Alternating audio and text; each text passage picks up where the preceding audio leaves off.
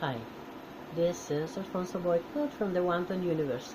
This time I wanted to send an amicus to the court for the case of Jack Phillips, who is wrongfully judged for saying no and acting according to his conscience to some homosexual, same-sex, uh, same-gender couple that wanted to have a wedding cake, in their store. This is the preamble, and this is something that goes against our conscience, not because they are gays, but because I have the right as a business owner to act accordingly to my beliefs. Because the cake business is citywide. That person is not the only provider. Why they cannot go to any other place, but decided to sue a person because they have a stand on certain issues, a difference of opinion, a matter of conscience. So, this is the deposition that I would call amicus of the court. They haven't contacted me, I did contact them, and I think that is important for all citizens in America to take conscience of the following, including the judge in the court. Faith versus government. How American is losing their consciousness and separating from God. Many times the atheist and agnostic battle to eradicate Christian religious demonstrations from the public arena. It has become nothing else than a head-bashing protocol among the parties involved. But to soften the blow on the mind of many people and avoid destruction, let me open the way for constructive knowledge. For faith is not religion. Therefore, I am able to speak with authority and wisdom. Religion is defined as a system of belief and practices accepted by identifiable communities of persons. When I say practices, are practices of worship in that religion. This position has aggravated the standing of American culture in the life of this nation. Therefore, I redefine religion in this nation as a set of practices of one's beliefs or faith. While American faith is the core of beliefs and trust on a higher being or higher beings, as it is in the motto of America, "In God we trust," we have also that we are not the only ones that believe in higher beings, also polytheistic sector of the society. We are including everyone here, regardless of Christians, Islam, Hebrews, what can I say, animistic or spiritualistic, primal, tribal societies, etc. All of them. They believe in gods. Judah Halliwell, from 1075 to 1141, was a defender of the Jewish faith in front of the race of Aristotelianism. Argued that Judaism is not a philosophy and cannot be defined by reason because it is prophecy and inspiration, and so it is the main core of the three main religions of the world. Now, for the sake of this argument, I extend this definition to all human faith, but no religions. We have 73.4% of the population of the United States as monotheistic and 2.2% as polytheistic, according to the statistics gathered by the Pew Research Center in 2014. In conclusion, 3/4 majority of the population of this country is theistic. Therefore, God is part of the American culture and its intrinsic set of beliefs. It was used by the founder to define the Bill of Rights, the very same bill that now they use to eradicate God from the public arena. Now, I would say all the judges, courts, are subject to the vote of the citizens of this country. If 75% of the citizens have put you there, better say is because they trust you are going to carry the laws of the land. and the law and the Bill of Rights should be protected.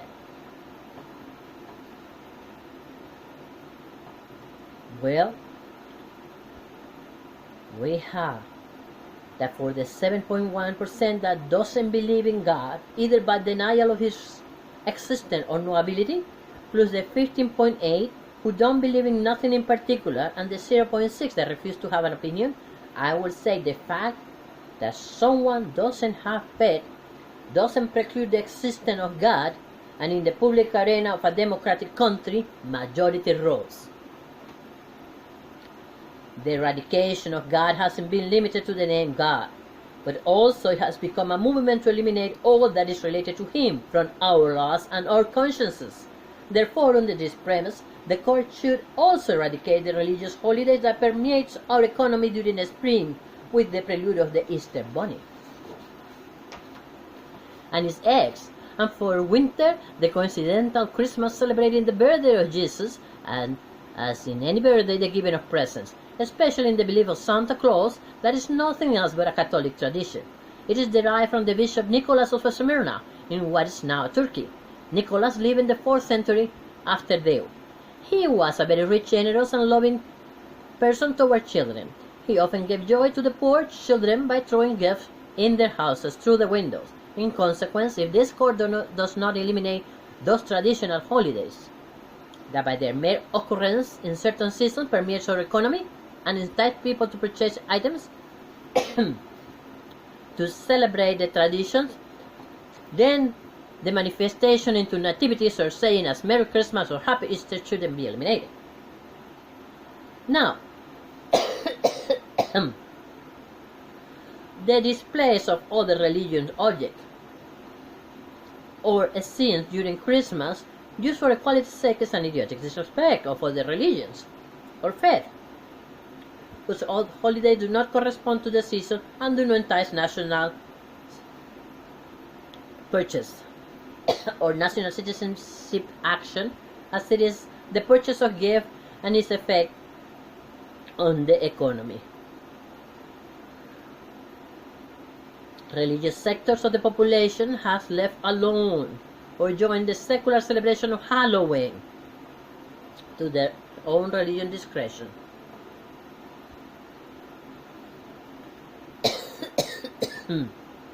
Excuse me. That's opposition. I want you to see the position. This is not Jesus. That's an imposter. It's kind of dark, but in the paranormal, people will see it. The First Amendment protects the right of freedom of religion, hence faith, and its expression from government interference. Congress shall make no law respecting an establishment of religion or prohibiting the free exercise thereof in behalf of another's belief.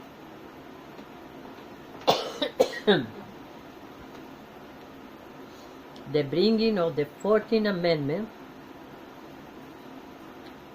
of equal protection of the law against an ideology or group of beliefs attempts not only against the freedom of speech, but also the freedom of conscience, which shall not be coerced under the law.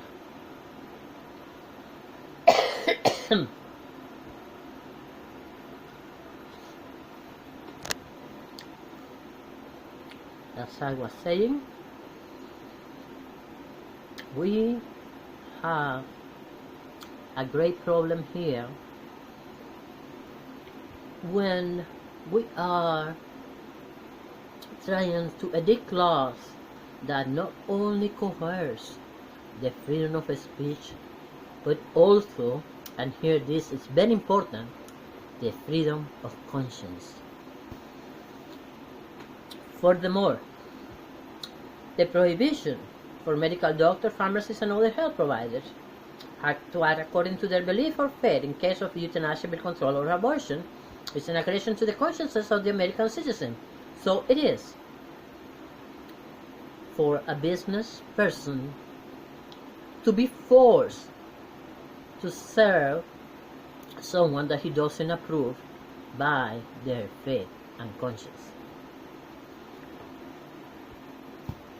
You cannot force anymore anyone, because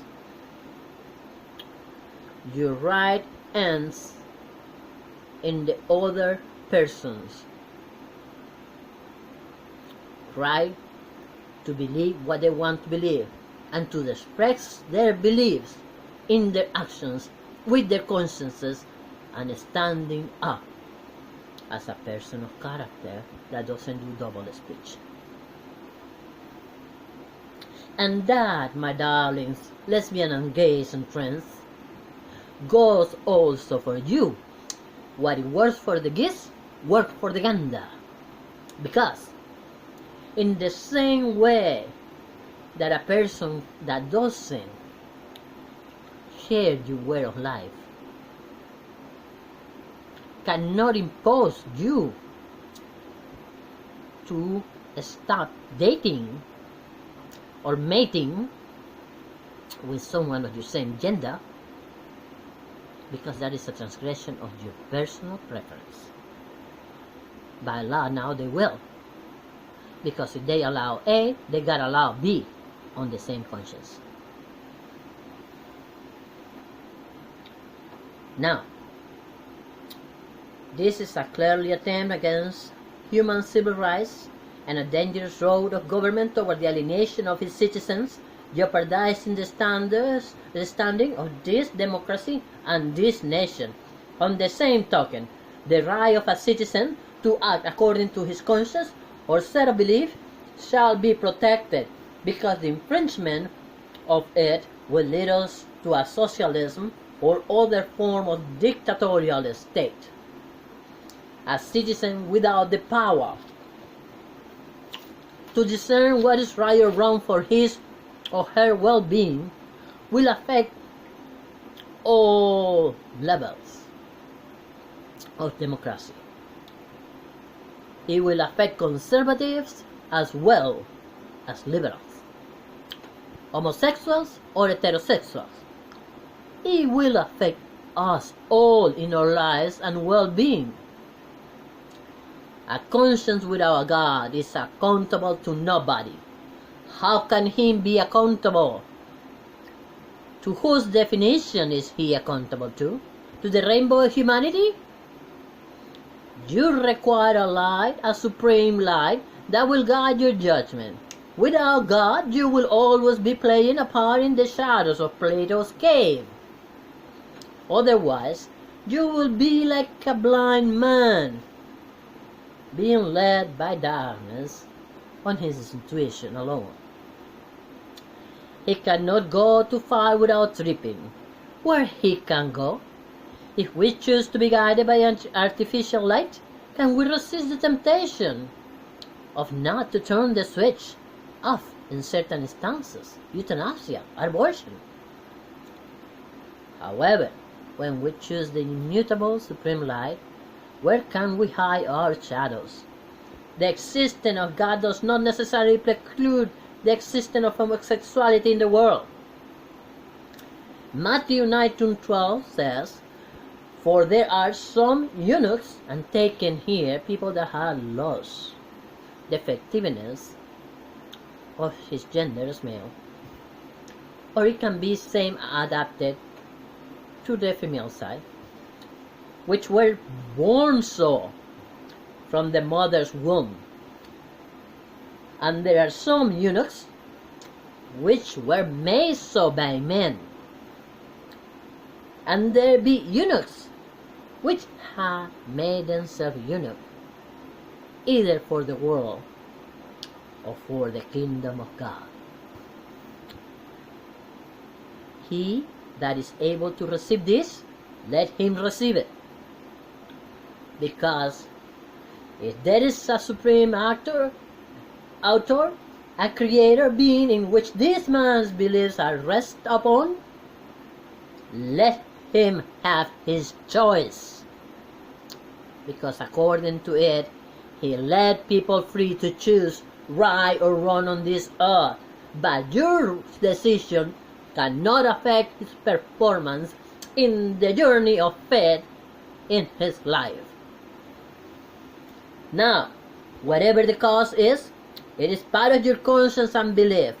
Why then these communities' belief have to be protected and imposed on the remaining of the population by government ruling? Genders are set by nature.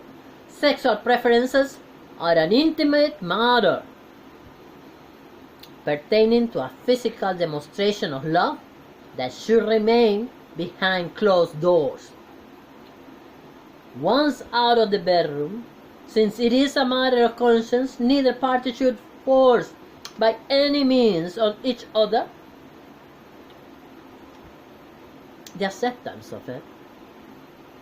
For as it is stated on civil rights and our national anthem, this is the land of the free. There are other providers of wedding cakes in Mr. Phillips' town. Why to force him against his own belief? Today, this same-sex issue, tomorrow, a political party, a church affiliation, where this will stop. This democracy and his freedom will be entirely jeopardized. The Decalogue was given to mankind to establish a blueprint for society to follow and avoid decadency. The Decalogue, or Ten Commandments, is a set of rules given by a higher being to prophets of different faiths, and is the basis for our society and jurisprudence. Know it.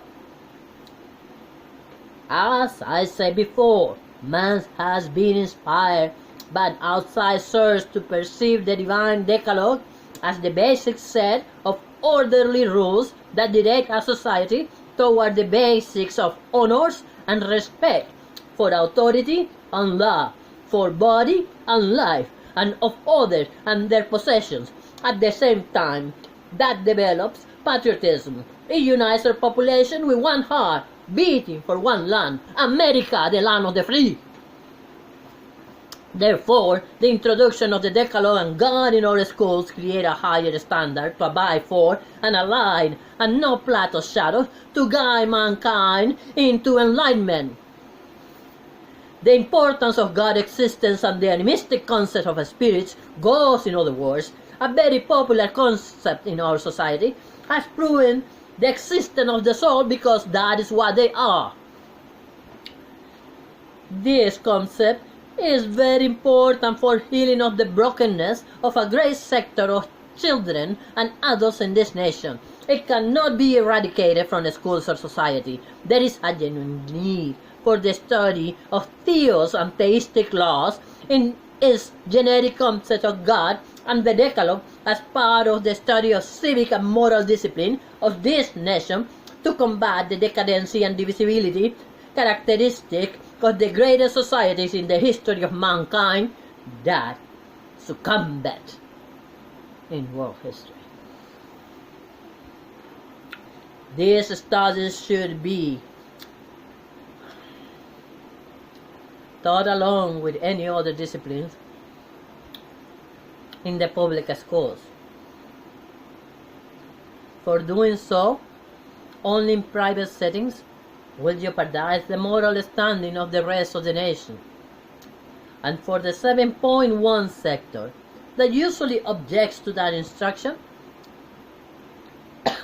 it will be presented with the choice of computer-guided practice on other disciplines of the choice or in any area that they might be in need of academic improvement at the time of the delivery of this formation, moral formation.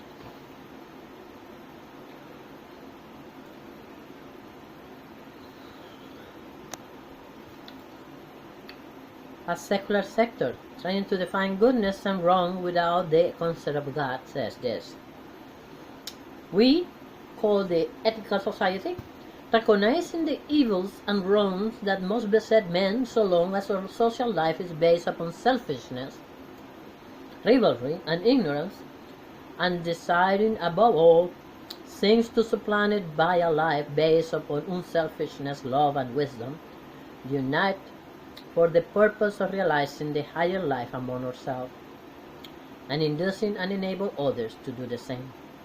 I say to them, what is evil and wrong without goodness and righteousness? Nothing else than a moving line of definitions subject to the aims of opinion and intellect. It is for this reason that we need in our present society to abide by the roots of our cultural background.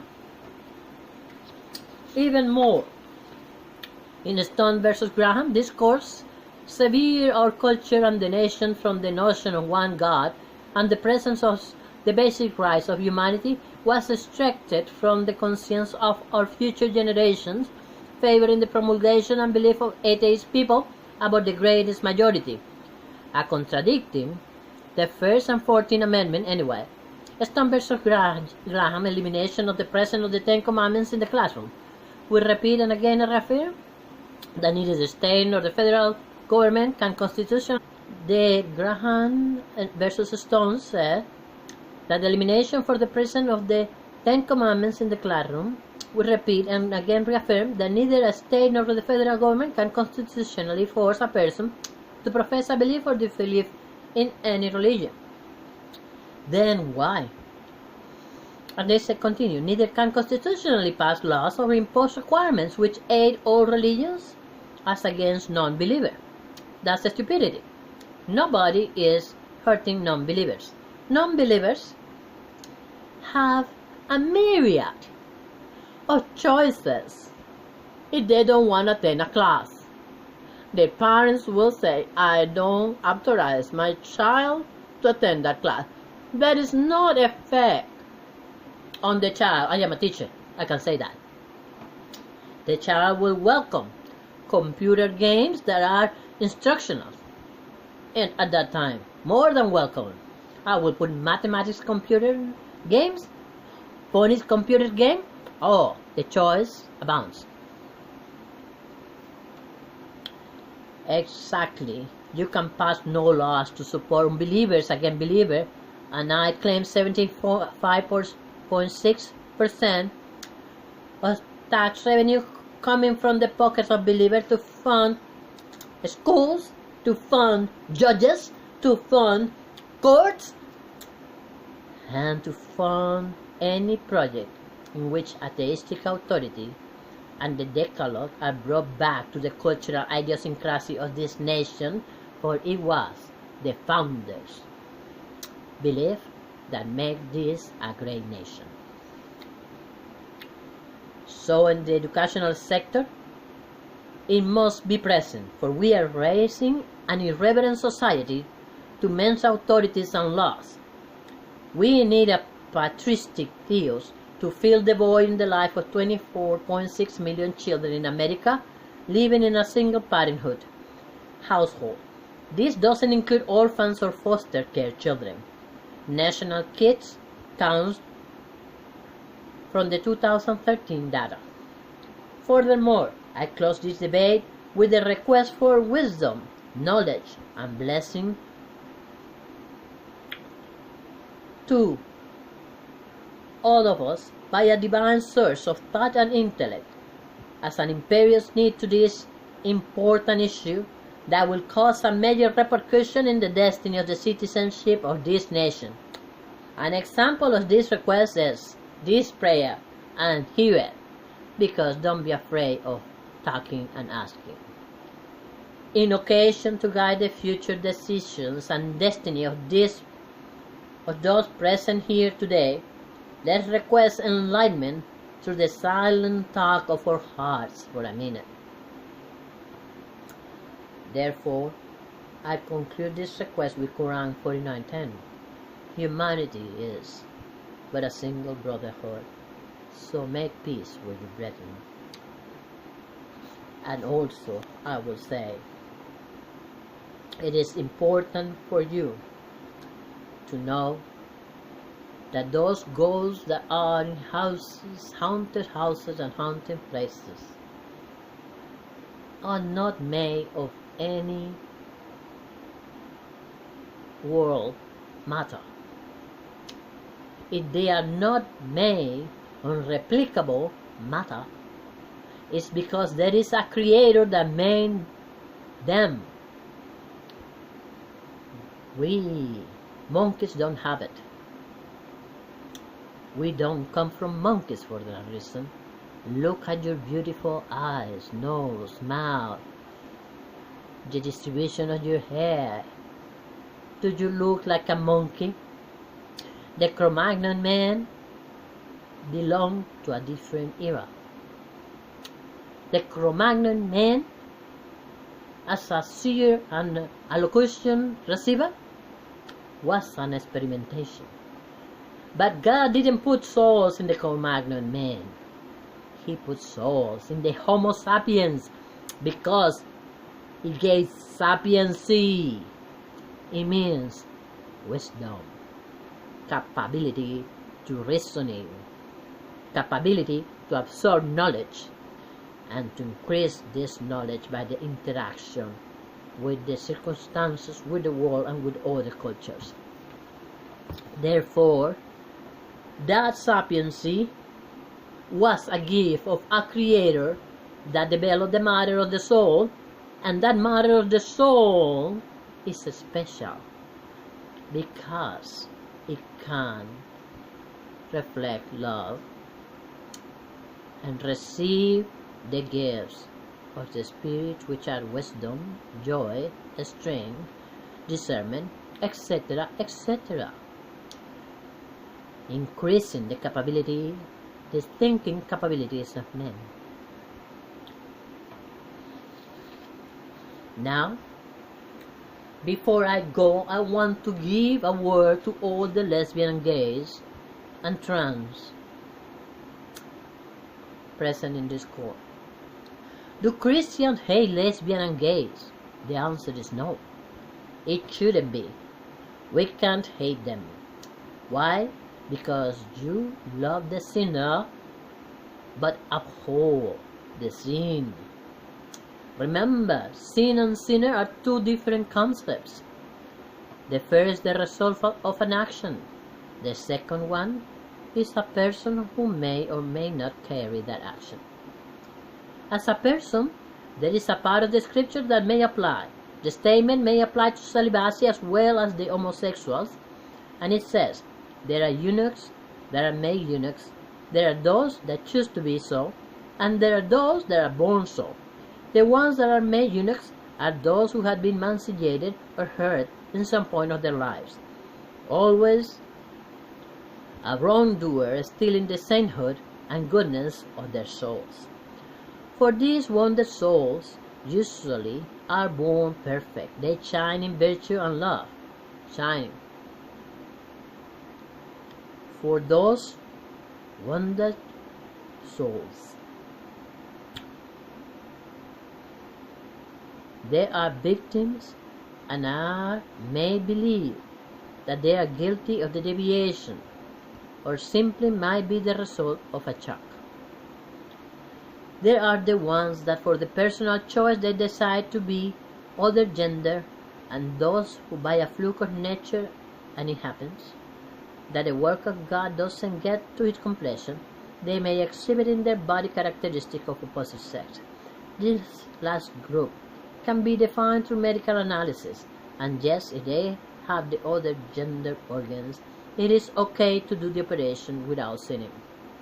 Now, we have that those who are convinced they are lesbian and gays, they can be so and still receive salvation. Here I was enlightened by a speaker who pointed out that God created sex between man and a woman. He designed coupling bodies. Coupling in perfection. Therefore, sex between a man and a woman is sacred and with purpose. And in the Christian belief, sex, or better say, the womb of a woman was sanctified by being the temple of life, the fingerprint of God, where the Word, God Himself, took flesh to walk on this land.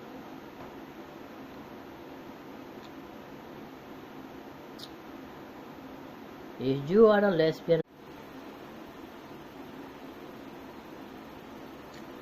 Let's start again.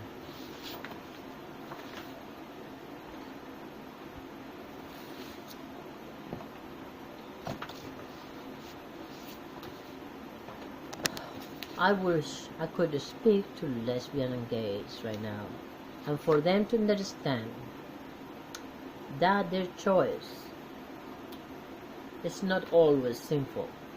The instances in which love for the same gender is not sinful is when you restrain to have sex. Now, my darlings, listen well to this.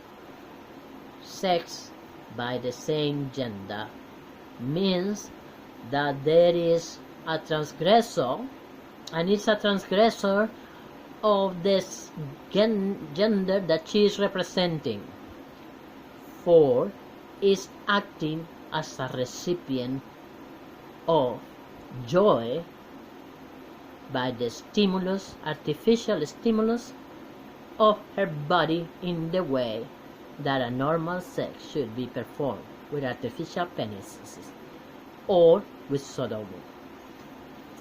Then it's sinful because it's not natural. Then you have that is hetero, and a woman that or a man that believes that he is loved, and is not. Because a man that sodomizes a man does so because it produces him more joy, the tightening of the sphincters, than the natural body of a woman. And the consequences are disastrous. But in the evolution of love from primal to sublime, you can love a twin soul, regardless of the gender, in a beautiful, higher manner, where these two souls can live together to share their mind, their character, and those traits of characters that brought them together and make them compatible. That is the difference. And those souls and those beings, if they abstain from the flesh experimentation, they are able to reach sainthood.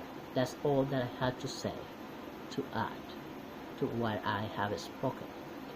These people that is bringing this trial, so an opportunity to make money, and they have devastated this business. It is not right for the city to have closed the business before proving guilty. One has to have the freedom to exercise according to their conscience and belief until the hearing of the court and the results of a trial is stated as a canon of law. Then there was infringement. Then there is a violation of right that repercutes all America all over again, discriminating against those that stand with character. And what a citizen of character does is create a better nation, and a nation with patriots that can stand for the law and to defend the country from foreign influences. Thank you very much. This is Mabel Boycott from the Quantum Universe.